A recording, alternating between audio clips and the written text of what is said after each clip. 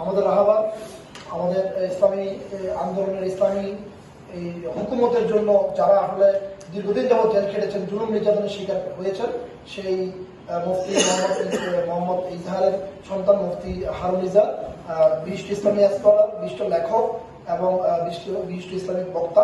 আমরা ওনার মুখ থেকেই আজকে নসিহতমূলক বক্তব্য শুনতে চাই। আমরা এই মুহূর্তে আমাদের সামনে নসিহতমূলক বক্তব্য পেশ করবেন জনাব মুফতি মোহাম্মদ হারুন ইজহার।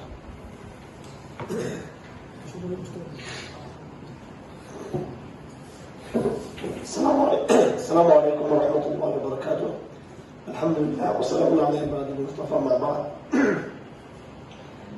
আমি আসলে অসুস্থ এবং আজকে আমার মেয়ের প্রোগ্রাম হচ্ছে, এক্ষেত্রে কঠিন আমার উপরে যুক্ত হতে হবে। তো সকলকে ধন্যবাদ যারা আসছেন, সবাই কয়েকজন ব্যক্তিরা আসছেন, সম্মানিত ব্যক্তিরা, আর বিশেষ করে বেশিরভাগ যারা এসেছেন সকলেই পার্বত্য অঞ্চলের আপনারা প্রতিনিধিত্বশীল ব্যক্তিবর্গ। আমার যদি সময় থাকতো তাহলে আমি অবশ্যই সকলের বক্তব্য সময় তাদেরকে আসতাম।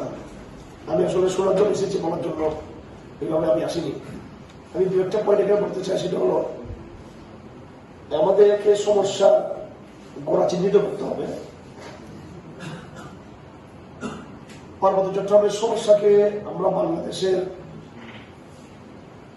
একান্ত অভ্যন্তরীণ সংকট মনে করি না, আমরা এটাকে মনে করি একটা জিওপলিটিক্যাল সংকট।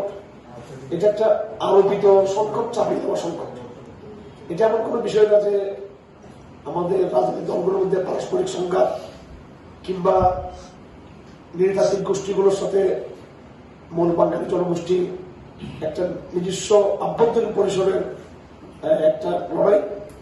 বরং আমরা এটাকে মনে করি যে বিদেশ থেকে চাপিয়ে দেওয়া উস্কানির মাধ্যমে, অর্থায়নের মাধ্যমে বিদ্রোহ প্যাট্রোয়াইজ করে এই সংকটটা তৈরি করা হয়েছে। দেখুন, যখন শান্তি চুক্তি হয় তখন আমি বিদেশে ছিলাম, তখন আমি বিদেশে বিভিন্ন জিনিস দেখতে পাচ্ছিলাম যে বাংলাদেশে আন্দোলন হচ্ছে শান্তি চুক্তির বিরুদ্ধে। তখন আওয়ামী লীগ ক্ষমতা ছিল, আমার ইসলামী দলগুলো, এরপরে বিএনপি, তারা রাজপথে খুবই তারা জোরালো ভূমিকা রেখেছিলেন। আমরা আশাই করেছিলাম যে 4 দিনের জোট সরকার আসার পরে শান্তি চুক্তি বাতিল করবে। এই শান্তি চুক্তিটা হলো কি জন্য? শান্তি চুক্তি যাতে হয় সেজন্য সেখানে একটা যুদ্ধের অবস্থা তৈরি করা হয়েছে, গেরিলা বাহিনী তৈরি করা হয়েছে।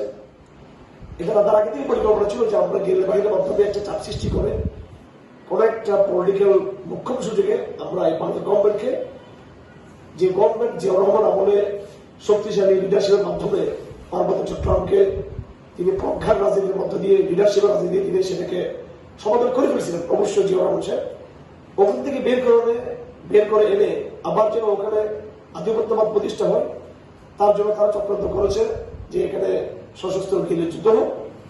গেরিলা যুদ্ধ হতে হতে বিভিন্ন প্রাণহানি হলো, অনেক ক্ষতি হলো বাংলাদেশ জনগণের এবং আমাদের বাংলাদেশের বাহিনীর।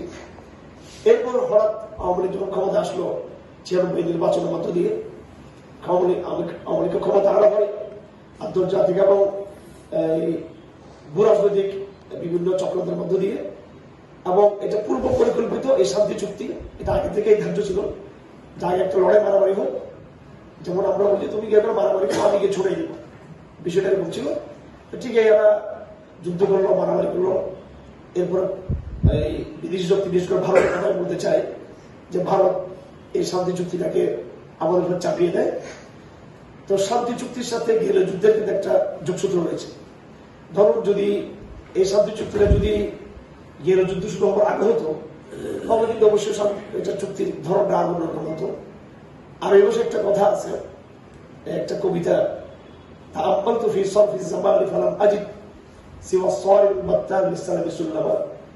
আমি মানব জাতির বিভিন্ন পরিবর্তন নিয়ে গবেষণা করে দেখেছি, শান্তির জন্য উন্নতির তরবার ছাড়া কোনো সিঁড়ি নেই। আবার যদি কথা আছে সাইফ, যেমন আমাদের মুজিব ভাই বলেছেন, বলছিলেন যে আলোচনা অনেক হয়েছে, এখন আসলে শক্তির মাধ্যমেই এটাকে ফেসলা করতে হবে। বিশেষ করে এখানে সমাধানের জন্য যেটা দরকার, কথা সব চলে আসছে, এখানে রিপিট করতে চাই না। আমি জিয়া রহমান কেন সিদ্ধান্ত নিতে পারছিলাম, যেহেতু তার মধ্যে লিডারশিপের একটা কোয়ালিটি ছিল। এর পরবর্তী যতগুলো সরকার বাংলাদেশে পর্যন্ত এসেছে এবং বর্তমান এই তত্ত্বাবধায়ক সরকার পর্যন্ত ওনাদের প্রত্যেকের মধ্যে মারাত্মক লিডারশিপের ঘাটতি রয়েছে। এই লিডারশিপ, যে লিডারশিপ বিদেশি আধিপত্যবাদকে চোখে চোখে কথা বলতে পারে না।